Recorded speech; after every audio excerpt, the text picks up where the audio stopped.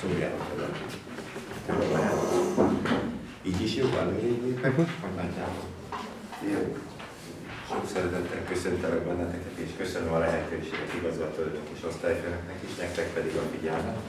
Tehát Buga István vagyok a forrásiskolából, egyházi fenntartásra az intézményünk, és kaptunk egy lehetőséget arra, hogy indítsunk egy gazdaképzést 2016. szeptemberétől. Na most én nem csak arról szeretnék beszélni, hanem egy kicsit általánosságban is szeretnék beszélni erről a pályaválasztásos dologról.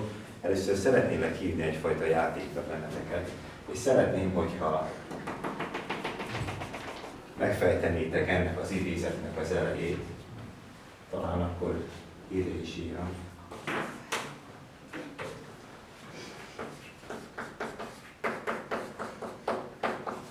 Tudja valaki közületek, hogy hangzik az eleje? Aki nem dolgozik, ne is. Igen, általában ez szokott lenni a válasz, egy szó hiányzik belőle.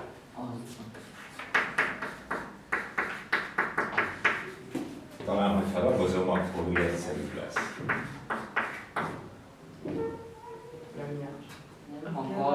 Nagyon jó. Aki nem, nagyon írom, mert úgy gondolom, hogy alapvetően ezen nagyon sokszor kérdeznék egy nehezebb készfenntartással. Ki az, aki szeret közületek dolgozni? Ó, nagyon örülök, hogy jelentkeztek. Van úgy, hogy egy-két ember zsebbel jelentkezik.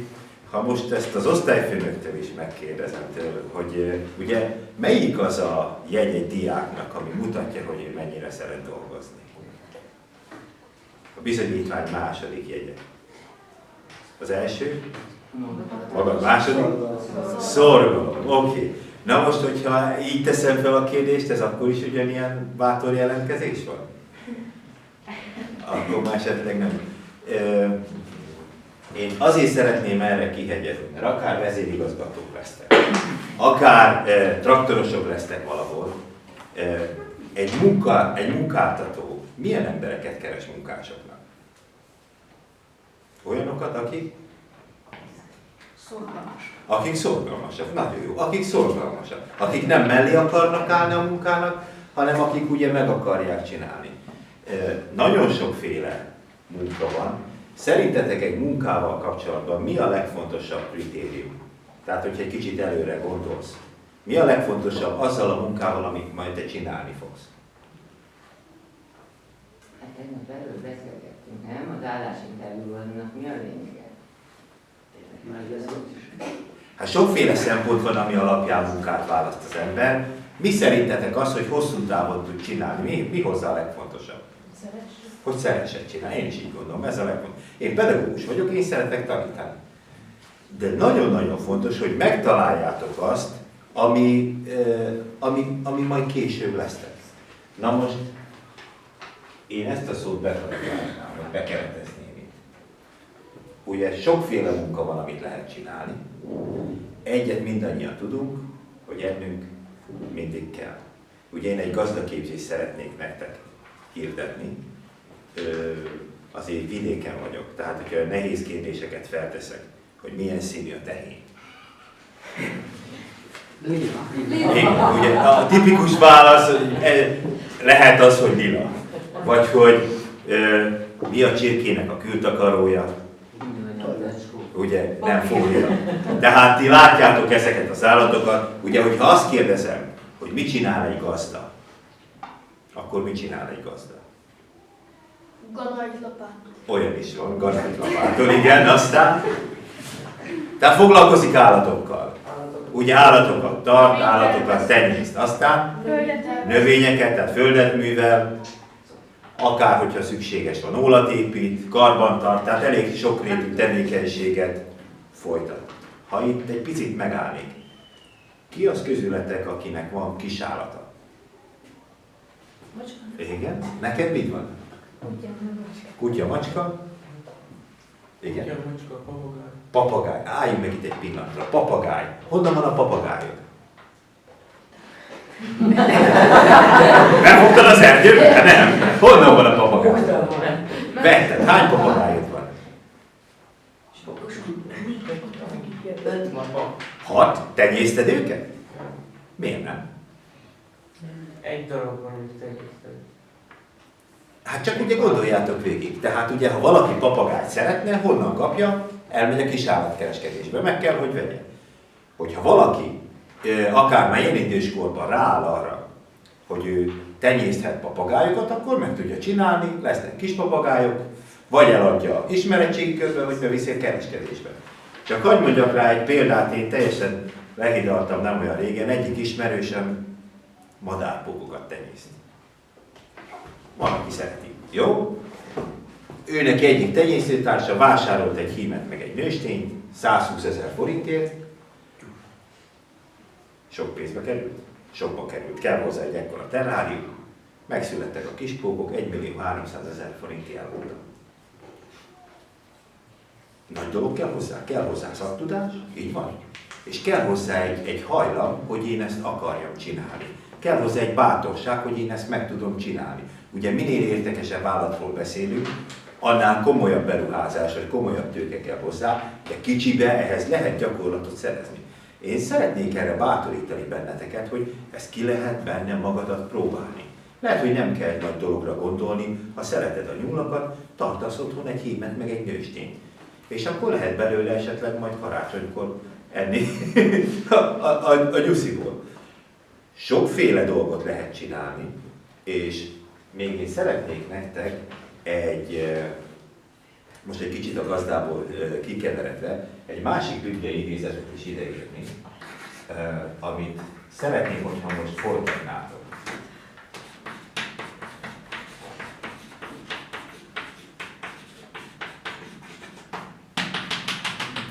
Talán könnyen. Le is alatt? Igen, egy kicsit átfordítva azt is aratja. Na most tudjuk, hogy ennek van egy átvitt értelme, nem csak mezőgazdasági értelemben, tehát ugye most egyszerű, mert testnevelési óra lesz, de mondjuk, hogyha volt ma magyar óra, és nem tanultál magyar órára, és éppen te feleltél, akkor mit aratsz? Egy-egyest, így igaz. Na most én azt szeretném nektek mondani, hogy most mindannyian egy vetés előtt álltunk. Mire gondolok? Központi előtt. Központi előtt, vagy pedig pályaválasztás előtt. Mit vethettek? Vetheted ezt? Búza. Igen, csak ugye most átvitt értem. Most már ugye jövőre nem szakközépnek, hanem szakgimnáziumban fogják írni, és akkor ide írom, ugye szakiskola, amit most már jövőre szakközépnek fognak írni. Ugye ezt a hármat vetheted. Ugye mivel még nem vagy 16 éves, még a tankötelezettséged van, valamelyiket vetni fogod. Minden vetésnek van, és ezeknek is van előnye és hátránya. Ki az közületek, aki ide fog vetni, úgy gondolja? Oké, hadd kérdezzem meg benneteket. Mit ad? Mit ad? Mit fogsz aratni benne? Igen, azt. Tehát ugye mit fogsz aratni? Érettségit fogsz aratni. Hadd kérdezzem tovább. Mit fogsz kezdeni az érettségiddel? Mit tudsz az érettségivel kezdeni? Hát nézheted, nagyon szép, elolvashatod naponta 3-szor. Így van, ha megvan. Mi a lényeg az érettségire? Hogy utána tovább tudjál tanulni. Ugye? Na most, hogyha nincs meg a megfelelő pontod, akkor egy kicsit problémába kerülhetsz. Nekem egy nagy családom van, 10 gyermekem van, hozzáteszem egy feleségtől. Van olyan gyermekem, aki már érettségizett. Legutóbb, tehát már 3 gyermekem is érettségizett, és az egyik lányom, Sára, aki most végzett a dobóban, ugye egy elég jó gimnázium, egy 4,4-es eredményen végzett, logisztikai mérnök szeretett volna lenni, nem jött össze a pontja. Jelenleg babysitterkedik Angliában. Mit tud kezdeni az érettségével? Ahhoz a munkához, amit most csinál, nincsen rá szüksége. Persze mondhatod azt, hogy nem feltétlenül kell neked olyan jó eredményt elérni, ha apukádnak tele van a pénztárcája. Mert ugye akkor is be lehet jutni egyetemre, meg főiskolára. Ez is egyfajta opció. De hogyha ez nincsen, akkor neked nagyon sokat kell a gimnáziumban tanulnod. Ahhoz, hogy tovább tudjál menni. Ha csak érettségid van, és onnan nem sikerült tovább mennem, mit fogsz csinálni? Elmész egy óperjes képzésre, vagy beiratkozol egy szakiskolába, hogy egy szakmát szerezzél.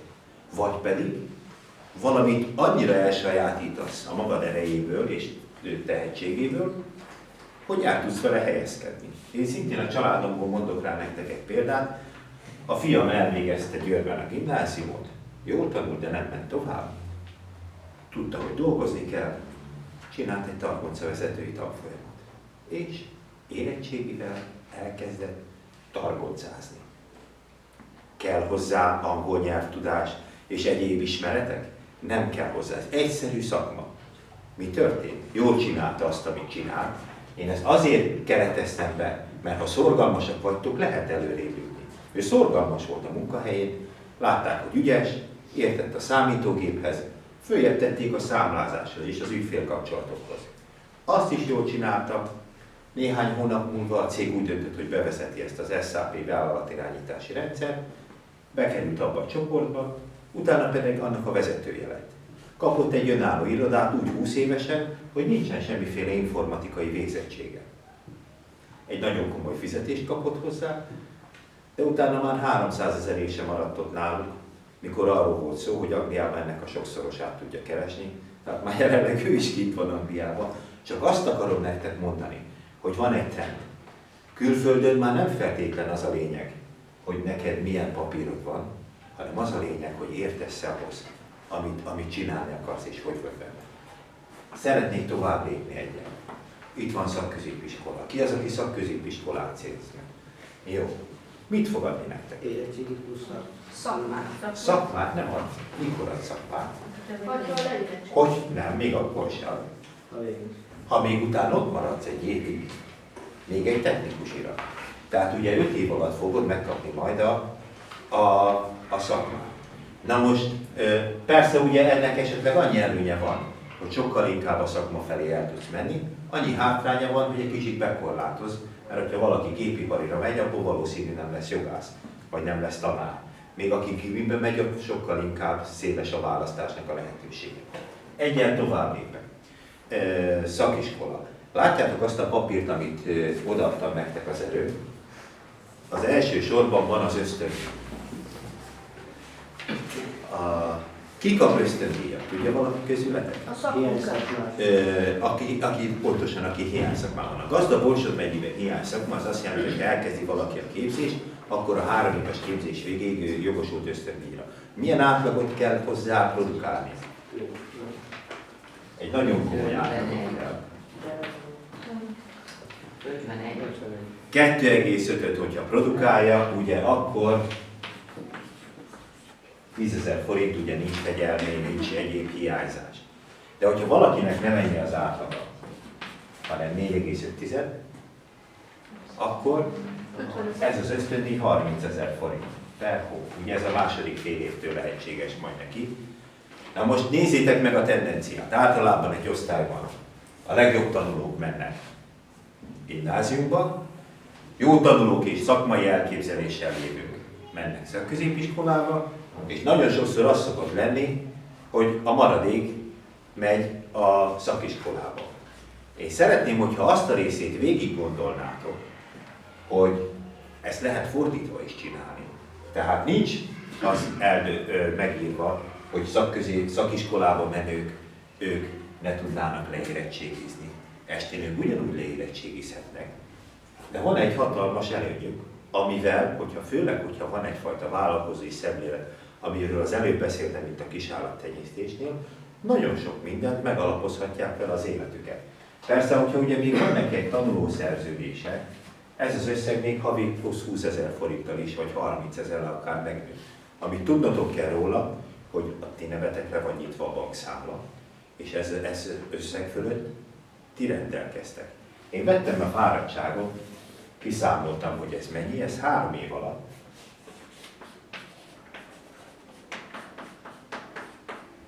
Ez 1,3 millió forint. Persze, ahhoz így kell teljesíteni. De ne gondoljátok, hogy ez olyan bonyolult. Aki itt egy 3-4 egészes átlagot elér szakiskolában, nevetve meg tudja csinálni ezt az összeget. És hogyha nem költi el, és hogyha valamelyik kötő, mert ugye az is lehet, hogy gimnázium után fog szakiskolába menni, De jó kell tanulni. Érdemes erre befektetni, mert hogyha valaki ezt megcsinálja, akkor az élethez tud egy tőkét gyűjteni. Én úgy gondolom, hogy ez egy nagyon fontos lehetőség. Amit még ki szeretnék erről a papírról emelni, ugye tudjuk azt, hogy a gazda földet művel, traktort vezet. Tehát szükséges az, hogy traktorvezetői jogosítványt szerezzen. Hasonló a rendes gépkocsihoz, én úgy gondolom, hogy ahogy gépkocsit tudnak vezetni lányok, traktort is tudnak vezetni lányok. Tehát a lányok se álljanak úgy a dolgokhoz. Azért, mert nagy, az nem azt jelenti, hogy azt ne lehetne vezetni, vagy ne lehetne csinálni. A következőt, amit látok ott azon a listán felsorolva, és éppen ezért is, hogy nem is a következő, de ott van, hogy lányokat is várunk. Én tapasztalom azt, hogy lányok is nyitottak, nekem is van jelenleg egy 8-os lányom. Ő szereti a lovakat, szereti az állatokat, és könnyen lehet, hogy nálunk fog kikötni. Igaz, neki 4,5 a tanulmány eredménye, de ez számunkra nem jelent problémát, mert én látom azt, hogy ahhoz még annyira jó a tanulmányi eredménye, hogy majd egy főiskolára, meg egy egyetemre olyan könnyen bejusson. De meg fogjuk valószínű fordítani ebben a verzióban a dolgot, ide jön hozzánk, lesz itt is egy jó eredménye, megalapozza magát, és utána, hogy akar, nyugodtan meg tudja csinálni az érettségét. Jelenleg nálunk ugye van egy lovasiskolánk is, testnevelés óra keretében lehet lovagolni, ugye abban a 2 órában, ami nem a kötelező része, és ugyanezt az szakiskolásoknak is szeretnénk felajánlani ennek a lehetőségét. Amit itt még látok, és ki szeretném emelni, az ökoszemléletet. Ha valamelyikőtök egészséges élelmiszert szeretne enni, hogy jut hozzá? Megveszünk. Hát, hol veszi meg? Tehát ugye ahhoz biogazdaságban kell megvennie, vagy pedig saját magának kell megtermelnie. Tehát ha én azt mondom nektek ezzel kapcsolatban, ugye bekarikáztam itt az egyetet, egyre inkább keresni fognak és keresik is azt, hogy az emberek egészséges élelmiszereket szeretnének enni. És ezt olyan emberek fogják tudni megtermelni, akinek meg lesz ez a vállalkozói szemlélete, akinek meg lesz hozzá a szaktudása, és fel tud építeni magának egy egzisztenciát. Mi eleve azt szeretnénk megtanítani valakinek, hogy sokszor 2-3 ezer négyzetméteren hogy tudjon gazdálkodni úgy, hogy megérjen. Ennek pedig leginkább módja a biogazdálkodás. Csak gondoljatok végig, mondhatjátok azt, hogy hát a földek már elkeltek. Igaz, a földek nagy része már magántulajdonban van, nehéz szerezni. De gondoljátok végig, hogy hányan a szomszédotok közül esetleg fűnyíróval művelik a kertet. És lehet, hogy Mari néni vagy Bori néni ingyen odaadná nektek, csak hogy csináljátok. Hogyha ugye valakinek van ilyen hozzáállása. Rengeteg pályázat van, amit a mezőgazdasággal kapcsolatban fognak kiírni. De nagyon nyomják ezt a dolgot a fiatal gazdákat. Tehát én úgy gondolom, hogy ebben a szakmában igenis van ráció, hogyha valaki a jövőre tekint. Én úgy gondolom, hogy a legfontosabb dolgokat elmondtam. Van-e valamelyik őtöknek esetleg kérdése?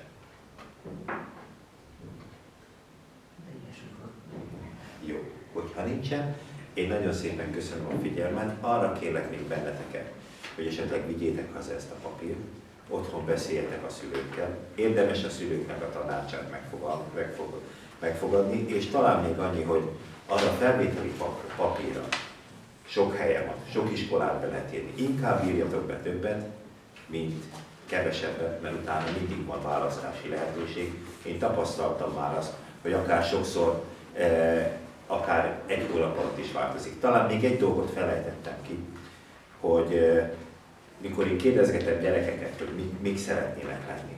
Sokszor nem tudják, hogy az a szakma, amit választanak, az mit csinál. Tehát valaki azt mondja, hogy gépi forgácsoló lesz. Mondom, tudod, mit csinál egy gépi forgácsoló? Ha be van állítva a gép, veszi a munkadarabot, berakja a gépbe, megnyomja a gombot, lejár, kiveszi, visszateszi. Ez milyen munka szerintetek? Ez egy nagyon monoton munka. Ebben nagyon. Tehát, hogyha valaki, lehet, hogy ő programozza általában, van, aki ilyen technikusi vagy magasabb szinten van, de hogyha valaki nem bírja a monotóniát, olyan munkát végezzen, amit szabadon lehet. A gazda egy kifejezetten egy olyan munka, amiben az ember alkothat, építhet. Ő oszthatja be az idejét. Vannak olyan emberek, akik el tudják képzelni, hogy alkalmazottak, vannak olyanok, akik nem. Akik önmaguk meghatározzák, hogy mit akarnak csinálni. Köszönöm szépen még egyszer a figyelmet. Szervusztok! Mi is köszönjük szépen!